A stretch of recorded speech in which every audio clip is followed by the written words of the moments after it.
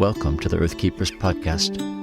This podcast is for people who seek new and better ways to love and care for the earth. It's a podcast for anyone who is deeply concerned about the harm being done to the environment on a local and global level. It's a podcast that builds community and connection between people of like heart and mind, people who believe that earth care should be integrated into every aspect of life, and for many in the Earthkeepers community, that includes our spiritual lives. In this episode, we launch Season 4 of the podcast. The last 3 years have been an amazing time of growth for us, both in terms of expansion of the Earthkeepers community around the world, but also in terms of establishing the ethos and vision of the podcast as a whole. In this brief episode, I sit down with our executive producer, James Amadon. Together, we share a bit about lessons learned in Season 3 and look ahead to new challenges in Season 4. Welcome, friends, to the Earthkeepers podcast. James, as always, it's great to be with you. Good to be with you too, Forrest. Happy New Year. Happy New Year to you, and happy 4th season of Earthkeepers. Yeah, here we go. Well, it's the new year. This is our time for looking back to see where we've been and looking ahead with aspirations and hopes for the new season. But I wonder if you could talk about Circlewood a bit. Talk about maybe some of the most exciting things that have happened in the last year and maybe even where we're going, what you're hoping for. Thank you. Yeah, I'm excited to talk about the podcast, but it's nice to pause and recognize that Earthkeepers is part of Circlewood, and there's been a lot going on in the greater world of Circlewood. Last year saw me personally and my family and I, we moved to Camino Island to help our main project, Circlewood Village, move forward a little bit faster. And that's been really exciting. It's been exciting to see our media work grow. The Earthkeepers podcast, as you know, continues to get new listeners and interesting guests, and I know I have benefited from it. Also, our work with the Ecological Disciple, our online journal, continues to get new subscribers and readers, and I love the writing that's coming out of that. And as you know, as you and I work on our educational programming for Circlewood, it's exciting to see new partners emerge from institutions like churches and camps and colleges, places that are looking for the perspective that we're bringing, and that's really exciting to see what's going to develop. In terms of the village, actually, out here on Camino Island, it's been awesome to round out our development team with some really, really talented people, and to see 8 months of work come to fruition in the being awarded a grant from the Murdoch Foundation for $229,000 to help us with our first project. What's that project? That will be the completion of our first building, enabling on-site programming and give people a real sense of the innovative work that we're going to be doing out there, both architecturally in terms of what the buildings will look like, but especially bringing people out to a place that can really foster the kind of transformational perspectives that we need and send people out to bring that to their own communities. Really excited to launch that in the coming year. Well, now I'd love to hear about Earthkeepers, in more particular, how you saw the last year and what lies ahead of us. Yeah, it's been an amazing year. I mean, I love the fact that we're growing, that we're increasing listenership. I really love the fact that people are joining us from all over the world. Yes. This isn't just a North American concern.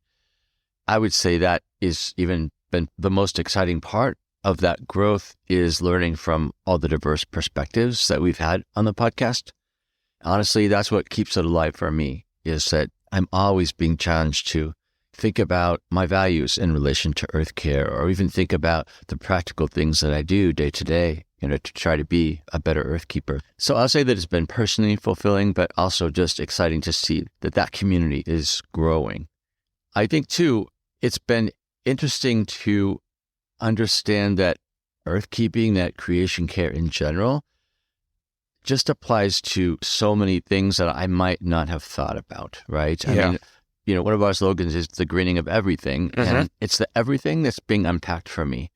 I mean, for example, we've had 2 people on who have talked about investing well, green investing, making sure that our money is not doing harm and in fact is actively doing good. That's not something I would have thought about before doing the podcast.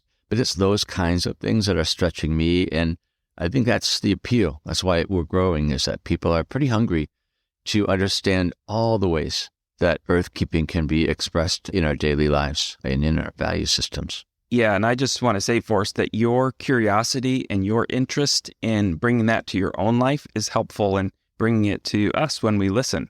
So, looking to the future, there's just so much I want to happen. I'm trying to tone it down a little bit, rein it in. Yeah. But there are a lot of things that I hope to do. I mean, to be really honest, there is part of me that aspires to maybe be putting out episodes more than every 2 weeks, right? I mean, that is going to depend on support and on finances, but I can hope, right? Of course. So I'm going to be looking into ways that we might increase the budget enough to at least do more than every couple of weeks. And with that, I think also I'm excited about looking at doing different kinds of episodes. For example, I hope to have guest podcasters, guest hosts, to see if I can diversify the voices that are in the podcast. That would be awesome, of course. And if people have ideas for that, they can always go on the Circlewood website right now and send us a recorded message or reach out to you at your email. Yeah. Well, we'll talk more about the future of the podcast, but I wanted to ask you a question just to get us going here. I'm wondering, when you think back over all the episodes that you've heard in this season, well, in the season 3 rather, what is the episode that maybe led to some actual practical changes in your day-to-day life? Yeah, this is a great question. And as I was looking back through the episodes, there are 2 that stood out to me in terms of the impact on my life, both of which you've kind of mentioned already, and it's on ethical investing in the future. And this is something I can't point to action yet, but I feel like the episodes gave me a vision for how we might green our investing in the future in a way that I can't quite shake. Episode number 52 with Trevor Thomas of Ethinvest was really interesting to see a global perspective on this. And then episode 59 on green money with Zach Stein helped bring it home more to my context here in the United States. And at this point, my family, we haven't been able to invest in that way yet, but it gave me a vision for how it's possible and what it can accomplish. And the fact that it can accomplish a lot, especially if people come together, kind of pool resources in these kind of new financial services that are emerging, the possibilities feel really, really exciting. And I think there's just such a huge nuance in both of those episodes that was new to me. I mean, on the one hand, I guess I've always thought about, ways to invest my money that do no harm. But both of these folks that you mentioned raise the standard a bit. It's not just do no harm. It's make sure your money is actually doing good. Yeah. That it's actually supporting changes, pressuring companies to be different, to be more earth-respecting. And I think that was, for me, just a really important shift in thinking about money. Yeah, and I think that whole world of financial investing has felt very complicated to me. When I hear people talk about it, there's a lot of lingo that I don't fully understand. And it almost feels like you have to just trust that the people who do that for a living are going to do it well for you. And I think listening to those 2 episodes made me think, no, this is something you can figure out, that there are people who are working to help people like me and you invest in ethical and wise ways that serve the planet, and that it's actually not that complicated. You don't need to be personally wealthy to start, and that it's a growing part of that industry. Forrest, that's the theme that struck me the most over the last season. I'm wondering what it was for you. Well, in terms of behavior, things I do differently, interestingly enough, it was the Ann Bicklet and Michael Montgomery episode. And all they're talking about the health of the soil, how that's connected to the ecosystem foundationally, and how it actually has everything to do with our health, and that it affects the food that is grown. I really took that to heart, and I'll just give you the example. I have 8 raised beds that I grow vegetables in, And suddenly I have a different perspective on them. I look at them as these little microcosms of life, right? Each one of them is a system in terms of the soil. And right now, there's very few of them have plants, but I shouldn't ignore the soil until I need it again, right? Which is in the spring. That now is the time I can continue to care for and nurture the ecology of each of those boxes, ecology of my soil. So I'm doing things like, adding compost now, even though I'm not growing anything. I'm planting what's called cover crops, right? So you can plant these crops that grow over the winter, but then just improve the soil because they fix nitrogen into the soil, and then just plow those under in the spring. So I'm excited to keep on learning about the soil. It's easy to ignore the soil because, you don't see it or think about it in terms of a foundation for the ecosystem, but I'm beginning to do that. Tied to that, I'll say, is all that we've learned about fungus, right? Yeah. And mycorrhizal fungal networks and what they do for connecting plants and connecting trees. And it's just been so fascinating. It's like you're learning about a magical world that I just haven't known about. But I think part of what I've been inspired to do is to think about growing mushrooms. So I failed in my very first attempt, but I just checked my mushroom growing bin and it's growing mushrooms. Yay. Seven of them so far, that about 1 inch high. But I'm really doing this as an experiment, but I can imagine continuing to do that. So it's exciting. I'm learning so much. That's great. And I can relate to all the soil stuff, having moved to a new home that has several raised garden beds and realizing there are a few places where the soil is not great. And I've just been piling on organic material for over the winter, even stopping by the local coffee shop that puts out their used grounds. And I've had several pickups of that just to give those little critters something to eat on and build that healthy soil and make it as diverse and interesting and able to retain water and nutrients and all that kind of stuff. And just knowing that there is a whole world just underneath the surface that we can help build and nurture. It's pretty exciting. Yeah. Well, let me ask another question. Okay. In terms of how your perspective has been challenged, what is an episode or two that really has changed the way you think about earthkeeping in general? Yeah, I'm glad you said or two because I actually have three. I just love the mix of guests we have, that some focus on the practical and give us things we can do, and others are really addressing the underlying thinking behind how we live or what we believe. And there are three that stand out to me that keep living in my mind and helping challenge my perspective. The first is episode number 56 on Ukrainian identity, with our guest Tanya from the Ukraine, talking about the impact of war and the connection with the Ukrainian people to the land.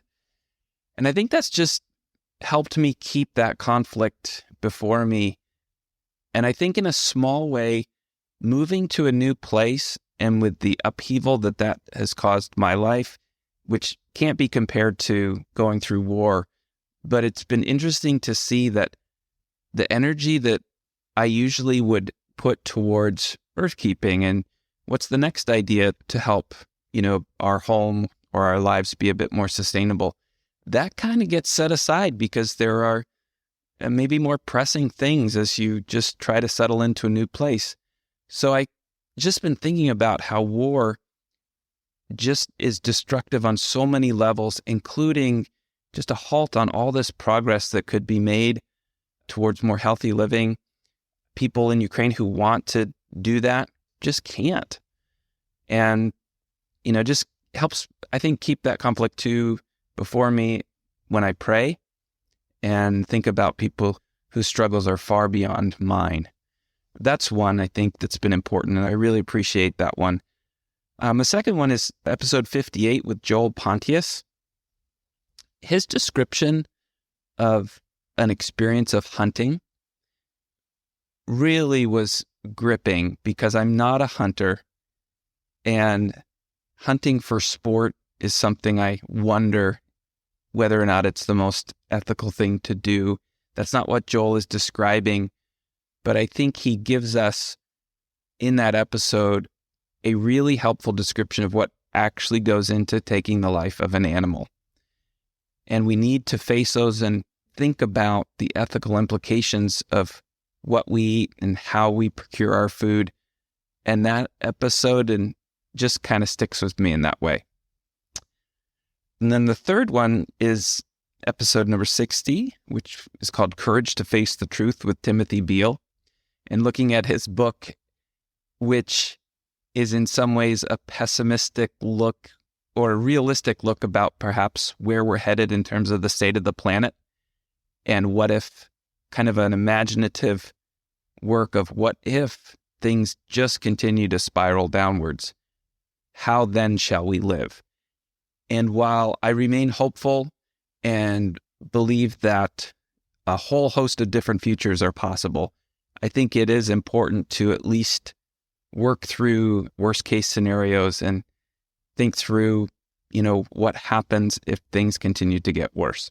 Not a fun one to think about, but also he ends that episode talking about hope, even in the midst of really, really difficult times. How about you, Forrest?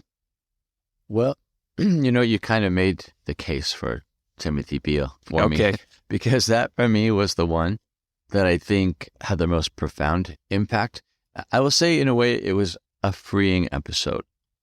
Freeing because, and this is hard to explain, I'm not sure I have words for it, but the fact is, when you hear about the problems of the world and the trajectory that we're on in terms of climate damage, it is really, really hard to be optimistic. It's hard to be hopeful. And I do feel like in some environmental circles, there's a pressure to be optimistic, right? It's like, you have to be optimistic if you're actually going to get anything done, and you've got to believe in the future if you're going to work for the future. And that's all great. But the fact is, there's part of me that wants to be afraid and wants to be sad about where we're going, especially when I think about my daughter's generation and what they're going to be having to face in the future. And I can't wash that away with false hope. I think what was freeing about Timothy's book was this permission to not be naively hopeful. I mean, permission to be a realist, but not to fall into despair. Right. And that's the balance I have a hard time describing, but it's the balance I'm trying to seek, is honesty to face what's really going on, honesty to understand that the future right now on the path that we're headed is a little bleak. But also, I think he challenges us, as you put it, to not give up. We have to work for the good of the planet, even if maybe we don't feel our work is making a big difference, or even if the problems seem overwhelming and unstoppable. Nonetheless, we have to act out of our values. We have to love the earth, and we've got to do that actively. And so it's that line I'm now trying to balance right now. I just don't quite know how to do that, but I feel like he's given me a good paradigm to start asking those questions, is how do I do both? Yeah, and I know, Forrest, if you're like me, that sometimes it can depend on the day where you fall on that spectrum, from absolutely naive hope and optimism to, the depths of despair and everywhere in between. Yeah. But I do appreciate that. I think we need to be able to face difficult truths in order to know what hope actually would look like, or to know what action we need to take. Because if we don't have a firm sense of reality and the difficulties that lie ahead, we can't actually make good decisions. So we had a theme over the last season of social and environmental justice, which is a pretty broad category, but we had some amazing episodes that helped us to unpack that question about how do social justice and environmental justice intersect. And I found that some of the people who came on the podcast were just really profound and challenging, and yet generous and kind in not expressing the anger, the justified anger that some of them felt about injustice. But I'm wondering, how do you think that the environmental and social justice theme played out over the last season? I think it was really helpful to hear from people who are actively working on this in their communities. I'm thinking of the people at Yes Farm here in Seattle who are focused on helping Black people connect to the land in an urban environment. And I think what it helps me to see is that the growing recognition of these connections, the connection between social justice and environmental justice, the connections between creation care and people care, they have always been there, but people are making them known and making them public in really creative ways. So I think our guests who highlighted that theme, I really honor them for the work that they're doing and helping those of us who maybe don't have the eyes to see just as clearly begin to see that and ask, how do I incorporate that in my life? How do I incorporate that in my work? So while we may discover new themes for the podcast, I think that's one that's going to live on in my life and in the work of Circlewood. Forrest, you were the one who went out and found these great guests and put together that theme. How has it impacted you? I think it's been actually quite encouraging. And one of the dynamics of finding guests is getting referrals from other people. So as people hear about the podcast, even from guests, they will say, oh, I know someone you have to talk to, right? And that was happening in this realm of social and environmental justice as a theme. Like everyone had suggestions about who I should really talk to next. And so I got a lot of recommendations that I just couldn't follow up. So we're not going to drop the theme. We'll absolutely have episodes that focus on social and environmental justice in this season. But looking back, I think an example of one of those referrals, which turned out to be amazing, was Matthews Malata, Yes, who is an African environmental journalist. And I thought that his point about the global South paying a much higher price than the North for problems that they didn't cause, I thought that was actually really both an important truth to hear, but I love the way he presented it. Again, it wasn't condemning, it wasn't angry, it was just speaking truth, right? And being willing to confront all the listeners on the podcast who maybe are part of the problem, who are in those nations which tend to be causing greater damage to the planet because of our lifestyle. Yeah. And, the great thing about these podcast episodes is they just live. They just are there so people can go back to them. Or if you've just discovered the Earthkeepers podcast, you can look back and discover some of these episodes. Also, what's great is they introduce you to these people and then you can follow their work elsewhere. I know I follow Matthews Malata on Twitter, and his work is ongoing as a journalist, sort of uncovering destructive things and highlighting positive things. And it just helps keep my life connected to his and keeps mine in perspective as well. Another person who has this capacity to talk about injustice, but in a way that's not condemning, that's maybe more invitational, is our friend Randy Woodley. Yes. We have him on the podcast a lot because we resonate so much with his way of challenging us to face truth. And, the very latest episode was, I thought, very powerful. We talked about one of his new books, but it really struck me yet again that while he talks about injustice for Native peoples in the U.S., he does it in a way that doesn't exclude us as non-natives from being part of the solution and dreaming of different ways of being. He's really good at emphasizing the importance of diversity of perspective, that we need diversity of perspective in order to see a hopeful future.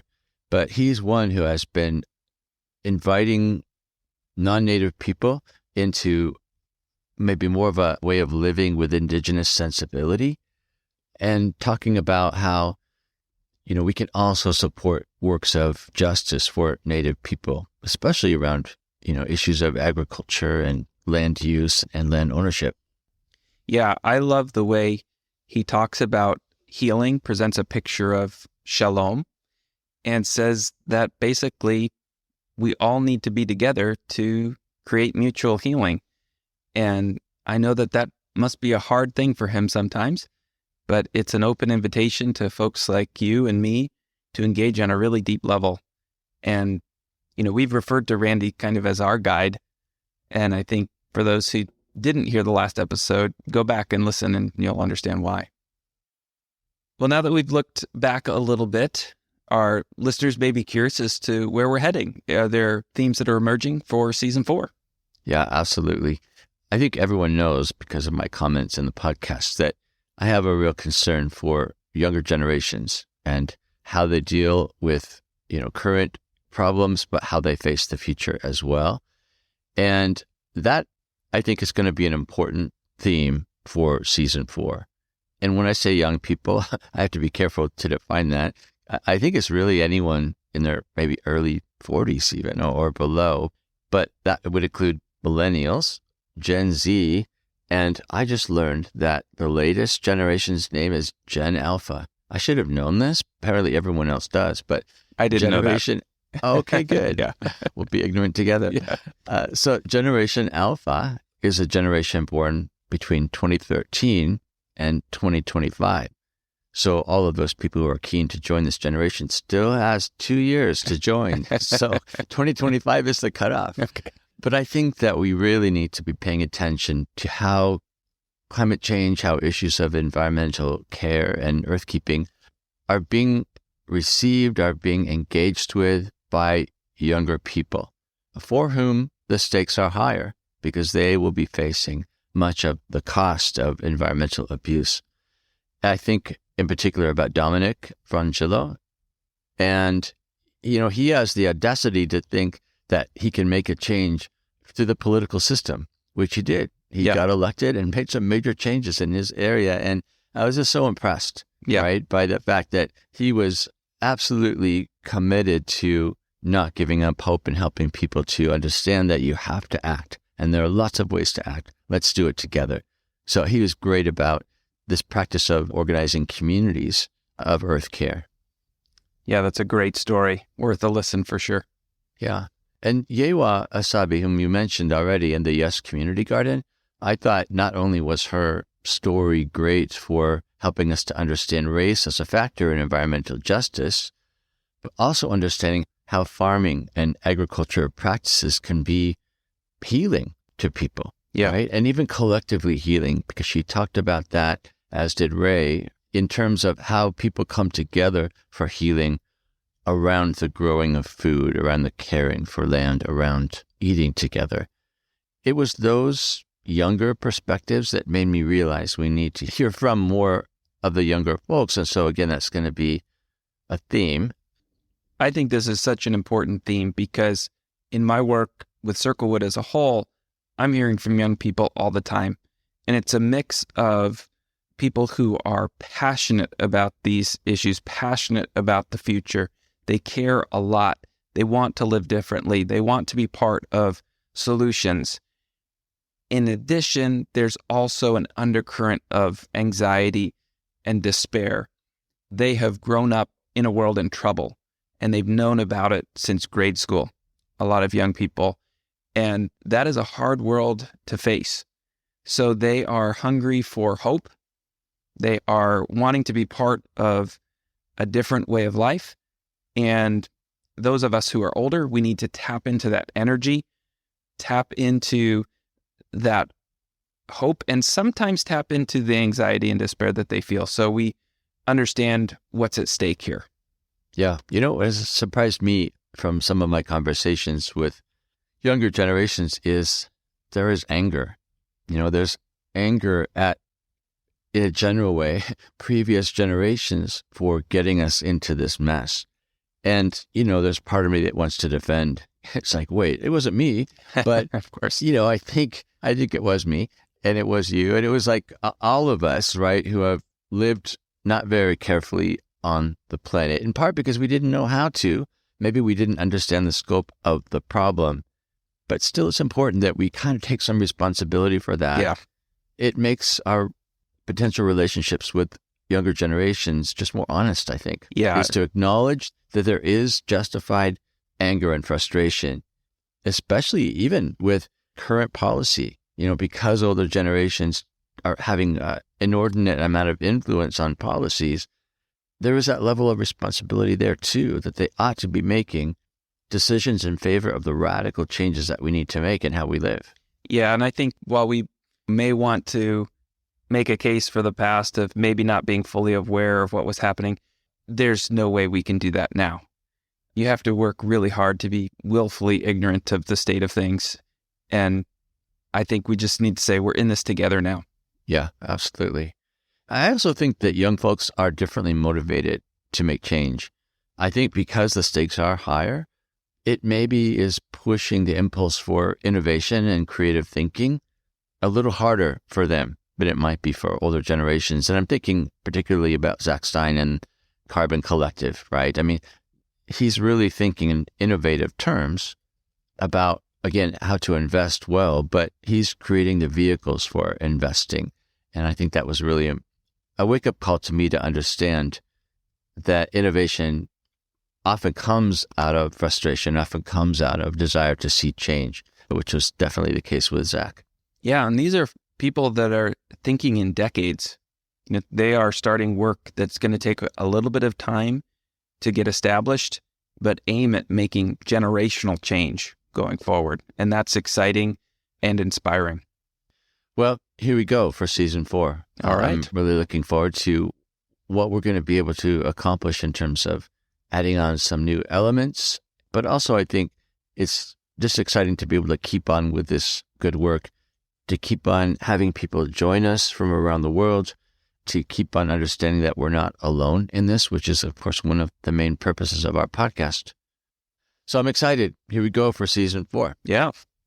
Yeah, and I just want to say that we love to hear from listeners. So there are 2 easy ways to reach out to us.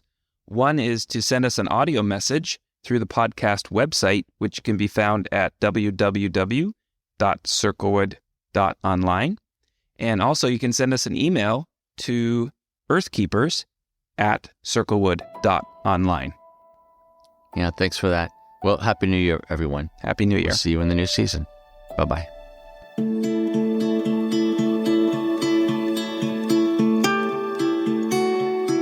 If you appreciate this podcast and want to help us expand its global reach, please show your support by subscribing. Just go to whatever platform you listen to podcasts on and hit the subscribe or follow button for the Earthkeepers podcast.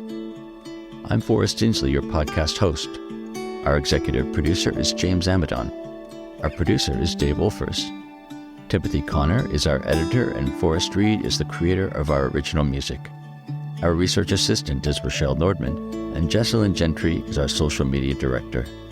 Thank you, friends, for listening, and please join us for our next conversation on the Earthkeepers podcast.